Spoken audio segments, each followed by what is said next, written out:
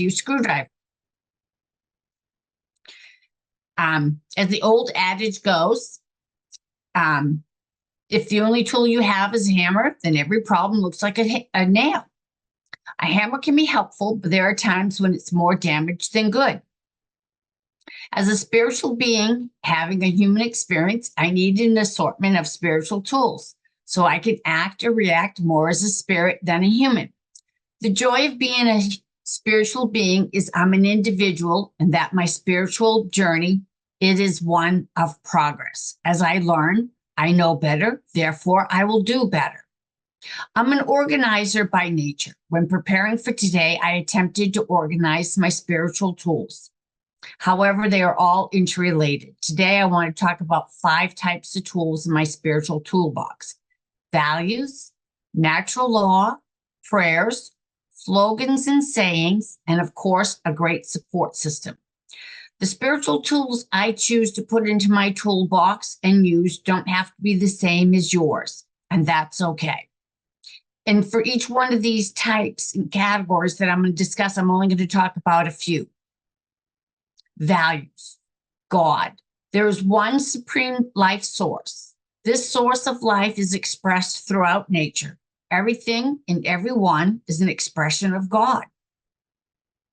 We all have a divine spark of God within us. As a collective, we are God. As a divine spark of God, I choose to be mindful of my thoughts, actions, and words. What I do and say impacts others. My goal is to allow my divine spark to influence others towards love, peace, and harmony. We as individuals are similar to a cup of coffee, or for you tea drinkers, a cup of tea. As we move around and interact with others, we spill a little bit of ourselves. Whatever is inside of us will come out. What's in your cup? Are you spilling positivity, like love, joy, peace, or negativity? As a spiritual being, we have free choice. We get to choose what we put into our cup. The golden rule is found in most religions and cultures, and it's dated back into ancient times. The golden rule is said in many ways, yet the meaning is the same. Treat others with kindness and compassion in the same way you wish for yourself. Being loving people, we want to treat others with love and respect, just as we want them to treat us. Personal responsibility. We have individual choice and free will. Therefore, we are personally responsible for our deeds. We need to hold ourselves accountable for our behaviors, decisions, and thoughts, and the consequences for them. Natural laws.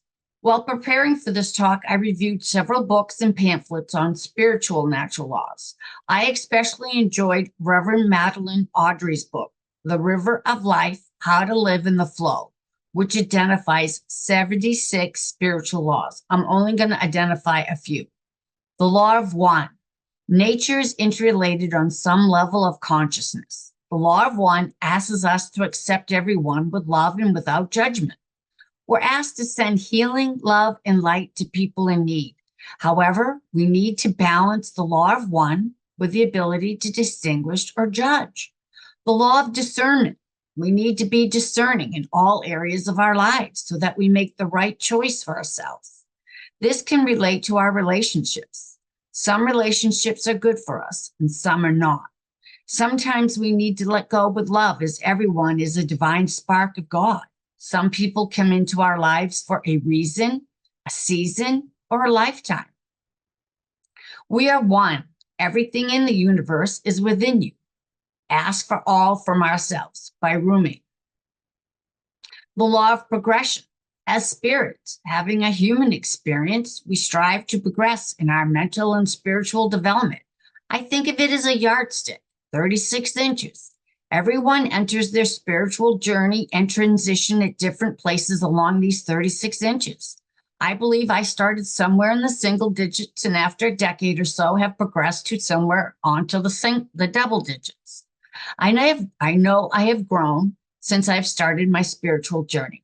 Other spirit beings have been very patient and have provided me with love and guidance during my spiritual journey. I have practiced the golden rule and treated others how I've wanted to be treated, with love and respect. Be kind to yourself and others during your spiritual journey and during their spiritual journey. Strive for progress, not perfection. This is a quote by an anonymous person. The law of attraction, like attracts like. The law of attraction responds to whatever vibration you are sending by giving you more of it. The law of attraction is working at all times, regardless of your belief or awareness of its presence. We are constantly attracting into our lives, whether deliberately or by default, what we are emitting into the universe. The law of thought, the law of vibration, and the law of attraction states that thought energy projects energy, which will attract similar energy. As a result, we attract things into our lives according to our thoughts. If you experience positive thoughts and feelings, then you are emitting positive energy and positive vibrations. You therefore are attracting positive things into your life. What are we focusing on? We will attract. It simply responds to your vibrations. With the law of attraction and thought, being thankful for what you have, you'll end up having more. What we focus on will attract. Everything we experience in our life is dictated by our minds. It's important to focus on thinking about what you want and get emotionally involved to attract into your life. This is a quote by Bob Proctor. The law of attraction uses the power of the mind. The law of thought is very powerful. Our thoughts create our reality. Our thoughts can grow either flowers or weeds in the garden of life. It will depend on what you plant by our thoughts. There'll be times you cannot change the situation. However, you have the ability to change how you think about, which will result in a change in your attitude. The law of thought is so powerful, you can actually reprogram our thought patterns by focusing on uplifting ideas. Our subconscious mind will begin to implement a positive pattern in our way of thinking and our outlook on life. I know a woman who teaches herself a new crochet stitch to refocus her brain. Last I knew, she had donated over 15 Afghans to her favorite charity. She is a lot happier and she's able to change her thoughts, and her favorite charity looks forward to her latest creations. Our thoughts become words, which then become our actions. What are your thoughts? Are they positive? There's been a time or two when my thoughts have been very negative. When this happened, I sometimes declare that I need space to process the situation. After my brother transitioned from a long illness, I was physically, mentally, and spiritually drained. I took a step back and cleaned the garage very slowly. It took me about a week. By being preoccupied with this project, it gave me time to process my thoughts and feelings. I was able to view his passing, not as a death, but as a transition into the spirit world. Through this most powerful law, your thoughts become things in your life. This is a quote by Rhonda Burns. The law of cause and effect. For every action, there's a reaction. We set into motion the causes that will eventually affect our lives. If you don't like the effect in your life, then I have to change my thoughts and actions accordingly. My words have weights. Something once said cannot be unsaid or unheard. Words are like stones dropped into a pool. The ripples will spread, and I don't know the impact of my words, which will happen further downstream. When talking to someone, I strive to remember that I am writing on them with a sharp. Sometimes I might even be tattooing something on them. It's permanent.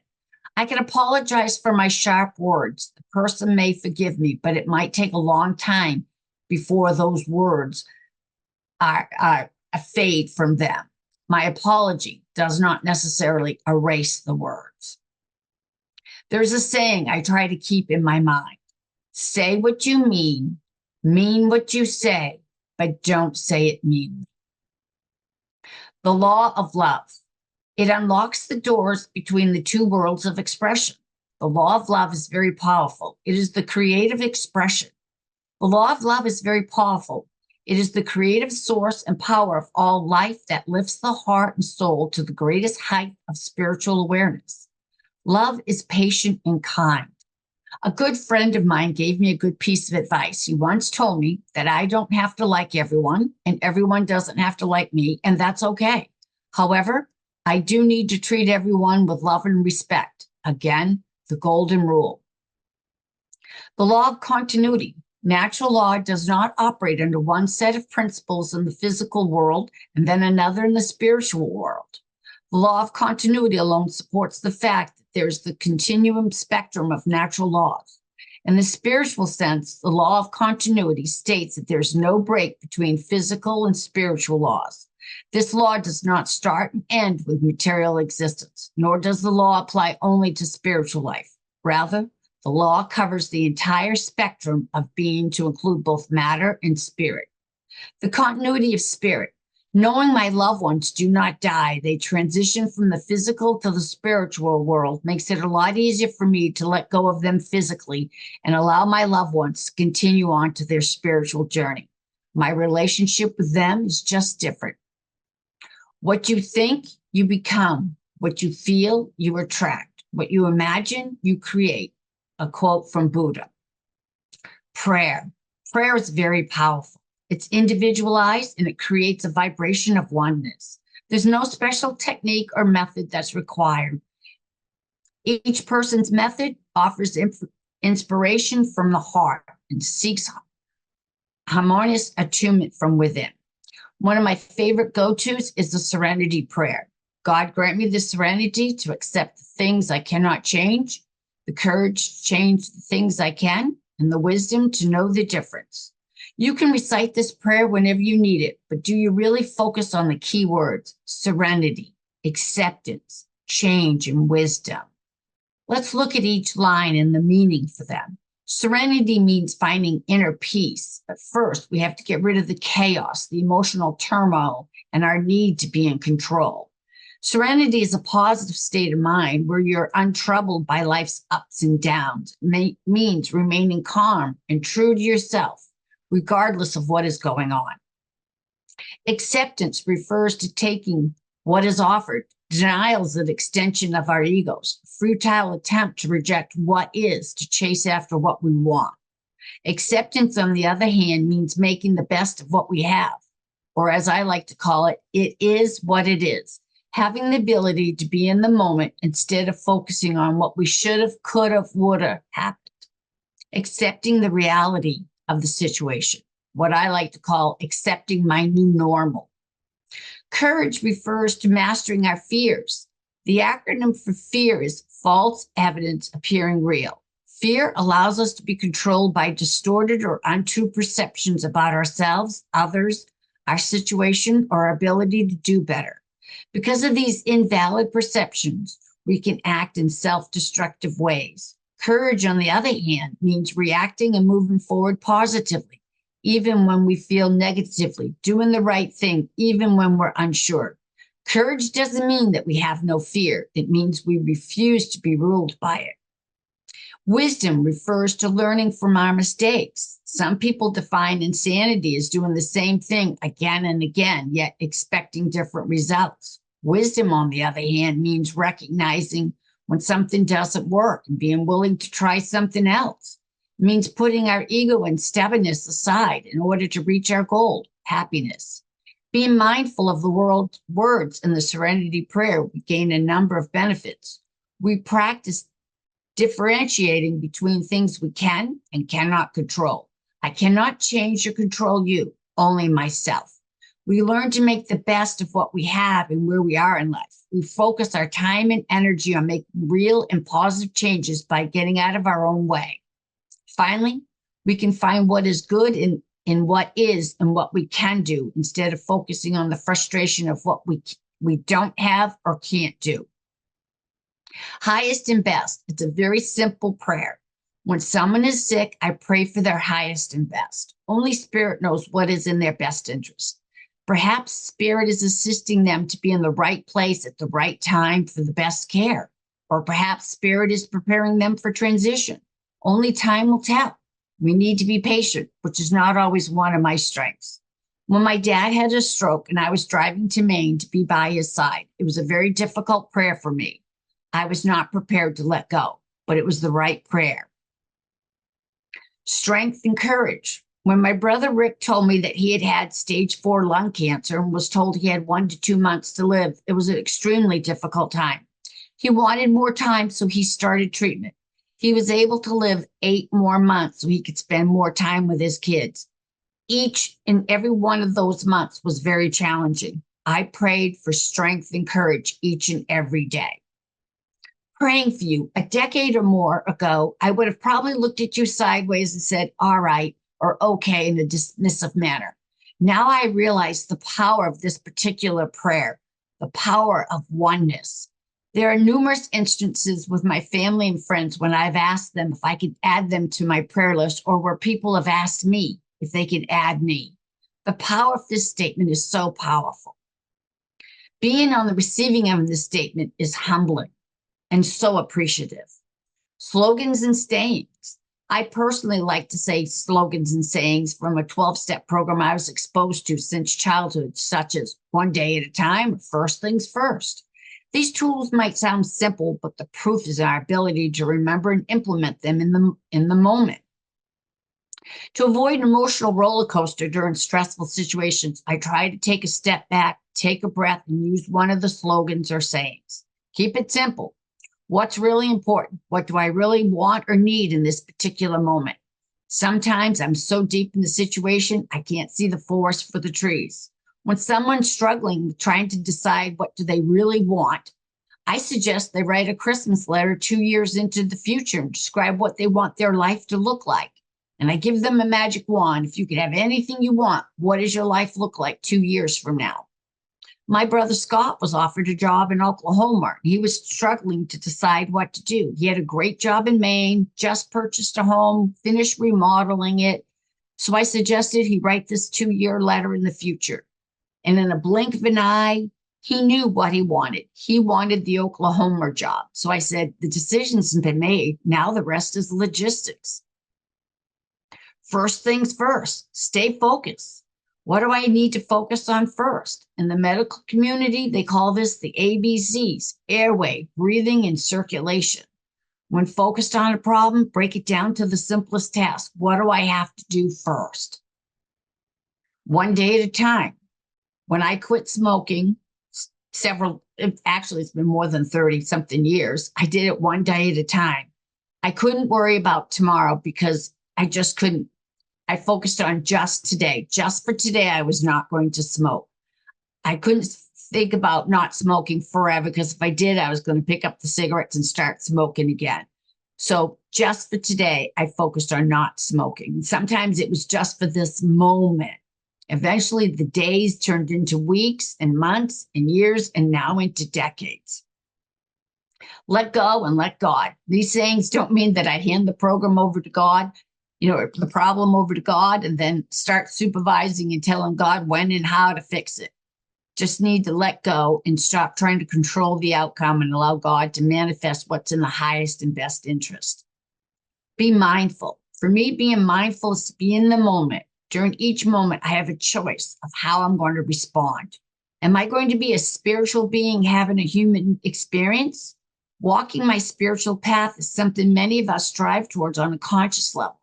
Being human, it's so easy to react or knee-jerk to people and events. It takes just a little more effort to pause, take that breath, and respond as a spiritual being and practice the golden rule. I choose to be mindful of my thoughts and actions and words. What I do impacts others. My goal is to allow my divine spark to influence others through love, peace, and harmony. Support system. Some of us are blessed of having a great support system. Family and friends who provide us with help in our time of needs. Being there when you call them, no matter the hour. They're there to give you a ride, the listening ear, words of encouragement. You ever notice when you go to a doctor's appointment, the medical community always wants to know the strength and the depth of your support system? It's because people with a great support system experience a higher level of well-being. They go through life's ups and downs more smoothly. They have a better coping mechanism. And people who have that support system have people who check in on them. And it helps motivate you to have a healthier lifestyle. And research has shown that people who have a stronger support system have more positive benefits. So I hope by sharing the various spiritual tools that are in my toolbox have given you some food for thought, and you can think about the spiritual tools that you have in your toolbox. Thank you for allowing me to share today with you.